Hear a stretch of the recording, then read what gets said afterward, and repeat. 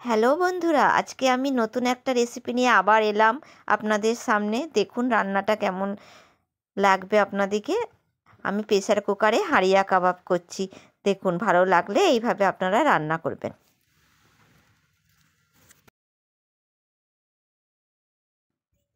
প্রথমে চিকেনটা ভালো করে ধুয়ে একটু হামানদিস্তা করে থেতলে নেব, যাতে একটু নরম হয়ে থাকে, একটু পাতলা পাতলা করে শেপ থাকবে এগুলো। যে সবগুলো চিকেনগুলো এইভাবেই আমি থেতলে নেব।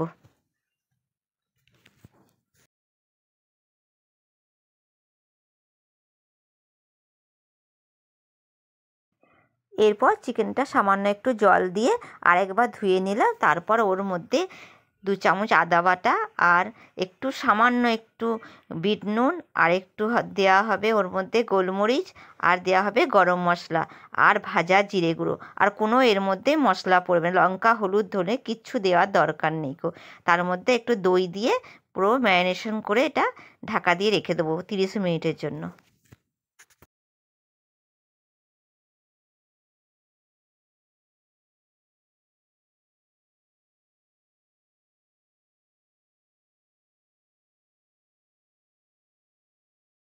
এরপর প্রেসার কুকারটা চাপিয়েছি। এবার ওর মধ্যে অল্প একটু 1 চামচ তেল দেব, সর্ষের তেল। তারপর কাটা পেঁয়াজ আর একটা তেজপাতা 2 টুকরো করে দিয়ে দেব, আর 2টো শুকনো লঙ্কা। একদম শুকনো লঙ্কাটা কাটবো না, শুধু সেন্ট হবে বলে এমনি দিলাম, কোনো ঝাল হবে না।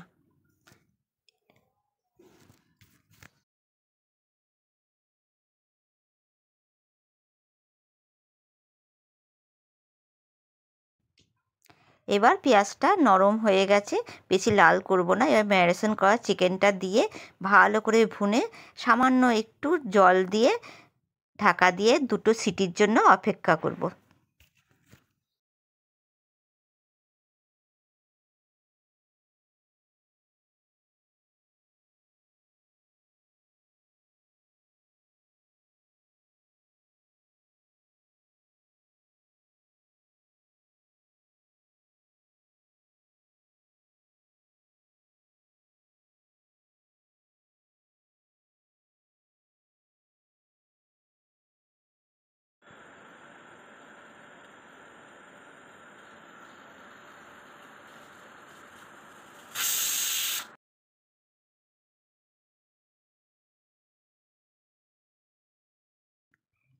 এবার 2টো সিটি দেওয়া হয়ে গেছে প্রেসার কুকারে।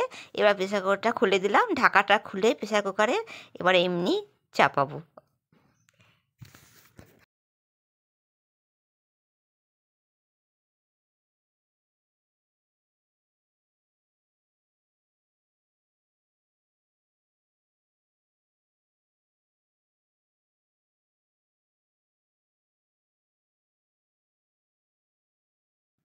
এবার চিকেনটা মাখা মাখা হয়ে গেছে, ওপর থেকে আমি একটু গরম মশলা আর একটু ভাজা জিরে গুঁড়ো দিয়ে এবার আমি নামিয়ে নেব।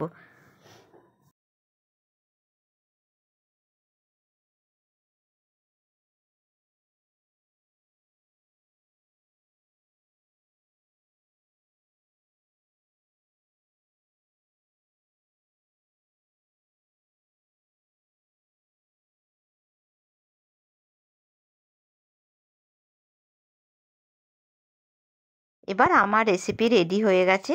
প্রেসার কুকারে হাঁড়িয়া কাবাব করেছি, একদম লাইট, তেল মশলা ছাড়া।